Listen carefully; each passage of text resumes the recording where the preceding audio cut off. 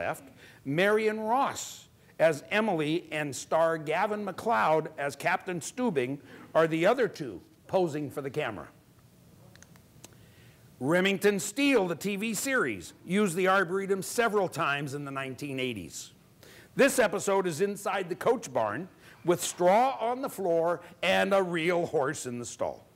The stars are Stephanie Zimbalist in the hat and Pierce Brosnan wearing a tie. Pierce Brosnan, as you probably know, went on to movie star status, especially as James Bond. Someone else who went on to bigger and better things is the young actor seen here in a 1991 pilot movie called Homicide. Homicide didn't sell as a TV series, but the guy nearest the camera went on to big-time status. Anybody know who that is? George Clooney. That's right. Another now famous person actually has his back to the camera here. He's the curly-haired Laker fan, Diane Cannon, starred in this 1991 TV remake of Christmas in Connecticut. But extra points to whomever can identify the novice director, the guy on the far right with his back to the camera in the dark cap. Anybody can tell who that guy is? Wearing shorts? Nah, this guy's much too massive for Burt Reynolds. Arnold? Arnold. That's Arnold Schwarzenegger. Little did they know that he'd become governor someday. It was not in his wildest dreams either. This was filmed at our little Santa Anita Depot, and it was a train station in Connecticut. Long-running soap opera General Hospital used the Arboretum a couple of times. This is a 1990 episode with stars Tony Geary and Emma Samms, stranded on a sandy, that's tough to say, stranded on a sandy beach in the tropical forest near Baldwin Lake. Use of the Arboretum as a backlot isn't restricted to movies or TV, of course. This was a McDonald's commercial filmed in the Australian section, complete with Ronald McDonald and a full-fledged golden arches which can hardly be seen way on the right. Now, it's hard to tell what Dom DeLuise is advertising here on the lawn near Tule Pond.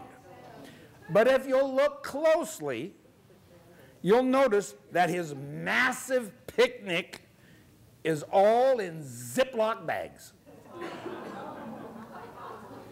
Back to a few movies from more recent years. This is Wayne's World, 1991, which starred Mike Myers of Saturday Night Live fame with actress Tia Carrere. Wayne's World used both Meadowbrook here and the waterfall.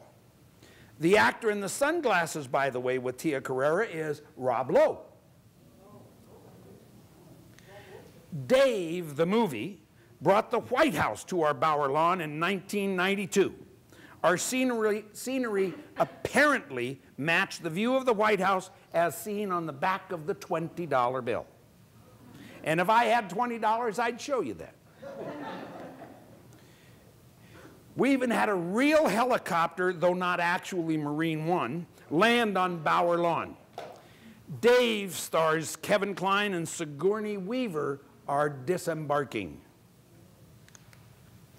An entire schoolhouse was constructed on the South Bower Lawn in 1995 for the movie Matilda, and hordes of children were hired as extras.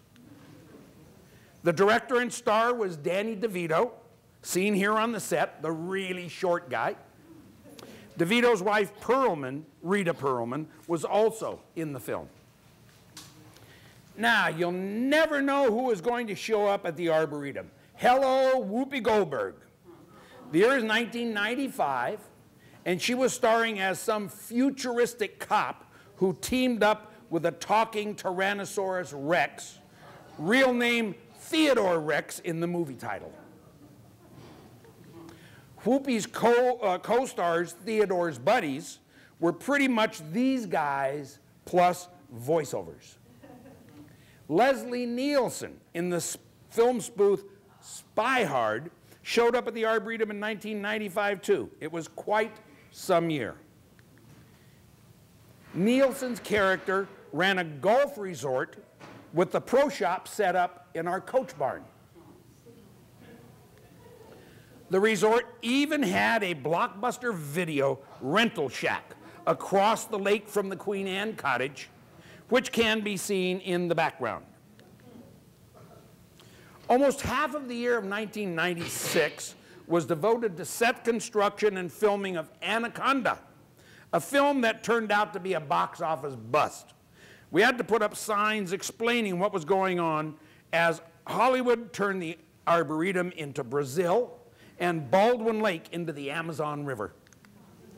This aerial shows how Baldwin Lake was dammed up to allow construction in the lake itself. The lake water was literally pumped from one half into the other. A huge sawmill was built at the north end of the lake, which was then exploded in the grand finale of the movie. The big snake, by the way, was a computerized fake which sprang a leak the first time he was put in the lake. It shorted out his circuitry and halted production while new guts were created. Jennifer Lopez was one of the stars of Anaconda, though we're not positive if it's she or a stand-in treading water here. This is definitely J-Lo, though, although all dried off and the darling of the camera crowd. In 1999, the Arboretum literally went to hell, or rather became hell, with the film Little Nicky. This huge and bizarre set on the Bower Lawn was 2 months in the making, took 2 weeks to film, all at night, and 1 evening to burn to the ground. Just when we thought we were done with huge sets, along came the movie Bedazzled to start the new millennium. This would become the drug dealer's headquarters right on the road in front of the Hugo Reed Adobe. This too, of course, would be blown up. That's the star Brendan Fraser in the white suit running for his life. 3 years later, we started a run of good-looking and high-profile actors gracing the Arboretum grounds. The cast of Meet the Fockers, you got to say that very carefully, Meet the Fockers, posed for a studio shot on the steps of the Queen Anne cottage. They are really Florida hippie home. It was their Florida hippie home in the movie. But these actors, particularly Barbra Streisand, all came with such an aversion to paparazzi that we were strictly limited in our own photo ops. In case you don't remember, the cast included Robert De Niro, Ben Stiller, Dustin Hoffman, Streisand, Blythe Danner, and Terry Polo. Not as high profile, but just as averse to cameras was Wayne "The Rock" Johnson, who portrayed an improbable chef turned adventurer in the movie Rundown. Looks more adventurer than chef, but it was our volunteer photographer who was the real adventurer in even getting this shot. Much more accessible and equally charming was actor Jimmy Smits, who ventured to the Arboretum in 2007 for an episode of the one-season-only TV series Kane. Things livened up and considerably shortly thereafter with the zany duo of Jack Nicholson and Morgan Freeman breaking up not only each other, but cast, crew, and visitors alike as they went about completing their bucket list at the Arboretum. As said in the beginning, the Arboretum can fill in for just about anywhere. In this case, our Bower Lawn became the grand entrance to India's Taj Mahal. And so it goes with Hollywood at the Arboretum. Filming still goes on, and hopefully will continue to do so. But for right now, Mr. Rourke, Tattoo, and I are all going to wave bye-bye.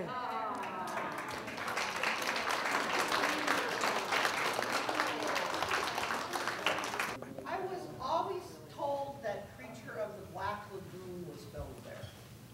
Is that true? I was always told that. Not that we're aware of. Really? It may have been the creatures in the, what was that movie that I said, the one-eyed? no, yeah, the one with the creatures, those were the creatures in the Black Lagoon, weren't they? No.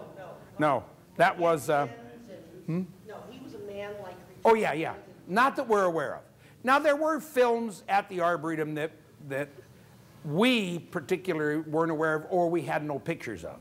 And in fact, lately, with the internet and all kinds of stars showing up on the internet in crazy poses and picking their noses and stuff like that, they're very, very particular about anybody taking still shots when they're filming.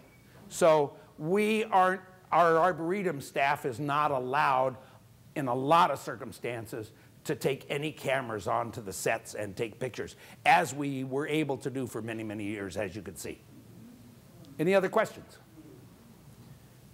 Yes? Did I recognize the rose garden in the recent film Saving Mr. Banks?